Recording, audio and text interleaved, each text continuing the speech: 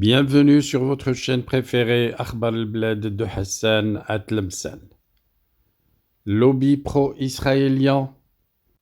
L'Algérie cherche à séduire. À Washington, Alger embauche un cabinet de lobbying lié à l'ennemi sioniste tel qu'elle s'amuse à l'appeler. Un sujet que nous allons attaquer sur cette vidéo, mais pas avant de vous inviter à ne pas oublier de cliquer sur j'aime, aussi bien pour la vidéo que pour cette bande-annonce. Soyez présents au rendez-vous dans 1 heure, l'heure de la diffusion de la vidéo. N'oubliez pas d'envoyer le lien de cette vidéo à tous vos proches pour qu'ils soient eux également présents pour suivre ce direct. Et surtout, n'oubliez pas de laisser un message pour émettre votre avis sur le sujet afin d'enrichir le débat. Nous y sommes donc avec le sale jeu de Abdelmjid Tebboune et Chengriha qui font copain-copain avec le chef du Hamas, mais en même temps, ils demandent l'aide d'un lobby pro-israélien. Alors que les plus grands médias internationaux apportent la preuve des contacts réguliers entre le président algérien et les chefs du Hamas, et que ces liens avec les mollahs de Téhéran sont un secret de polichinelle, le régime d'Alger tente l'impossible pour séduire Tel Aviv, quitte à solliciter au prix fort les services des principaux cabinets, les cabinets de lobbying pro-israéliens aux États-Unis, des faits qui sont à l'opposé de leur stérile cause palestinienne. En règle générale, tant l'agence officielle du régime d'Alger que les médias qui lui sont inféodés se font une joie de relayer les messages, petits et grands, que reçoit le chef de l'État, surtout lors de sa désignation par l'armée comme président pour un second mandat, après un scrutin qui l'a considérablement affaibli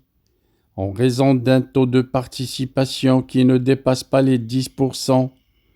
Les messages de félicitations adressés à Abdelmjid Tebboune étaient une façon de redorer un tant soit peu de blason d'un président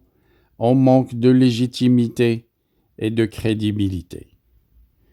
Mais pas cette fois. Il se trouve que l'auteur de la missive n'était autre que Yahya Sinawr, le chef du mouvement armé palestinien du Hamas,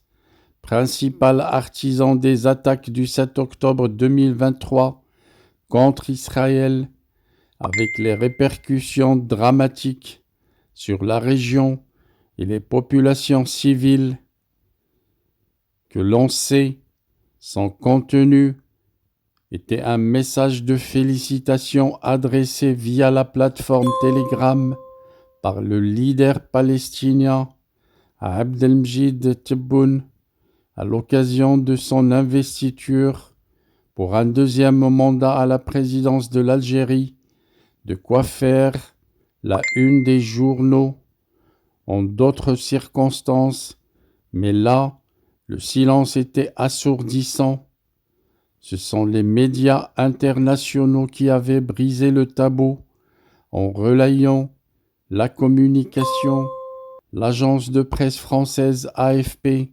reprise par les principaux titres français, avait rapporté que le chef politique du Hamas avait félicité le président algérien après sa réélection, louant le rôle de l'Algérie aux côtés du peuple palestinien dans la défense de ses droits dans les forums internationaux. C'était de quoi entretenir suffisamment le mythe, nourri dans les médias algériens et en public, que le régime d'Alger refuse toute normalisation tout contact, tout rapprochement ou lien avec l'ennemi sioniste, à la différence près que les relais du système n'ont nullement été activés cette fois-ci et que l'info a fuité ailleurs et autrement. La raison, elle tient au fait que pendant ce temps, le régime d'Alger semble changer son fusil d'épaule, une volte-face dont il a le secret, les intérêts immédiats et les humeurs du jour, servant de seule boussole à un pouvoir sans stratégie ni agenda, avancé à U et à Dia, fait donc partie de l'ADN du duo Chengrija et Tebboune. Preuve en est que le gouvernement algérien avait signé au début du mois de septembre un contrat de lobbying avec un cabinet américain considéré comme très proche de l'État d'Israël. Génial, il s'agit du cabinet BGR Group qui entretient de nombreux liens avec Tel Aviv et que le régime d'Alger a engagé moyennant quelques 720 000 $, sans compter les substantiels frais annexes,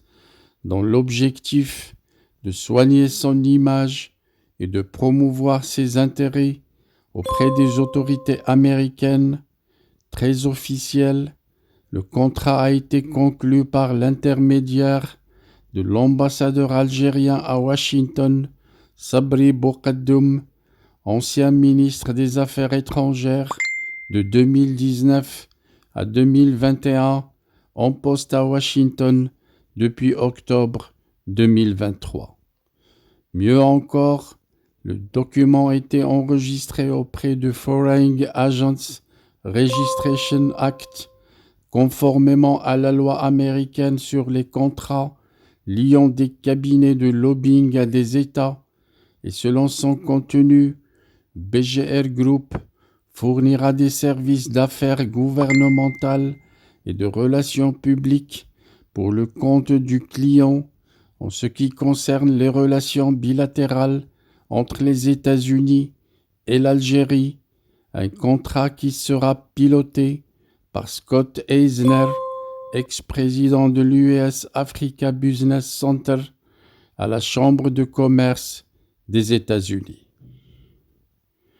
Le plus amusant dans le choix du régime d'Alger est que BGR Group est connu pour ses liens avec Israël ou avec des entités israéliennes.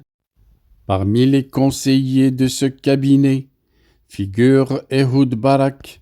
l'ancien premier ministre d'Israël de 1999 à 2001, ancien ministre de la Défense et ex-chef d'état-major général du Tchahal,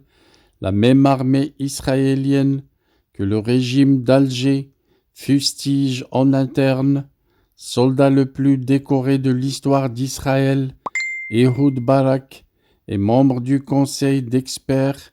et du conseiller de BGR Group, lequel ne cache pas d'ailleurs nullement son soutien à Israël depuis le début de la guerre à Gaza et maintenant au Liban.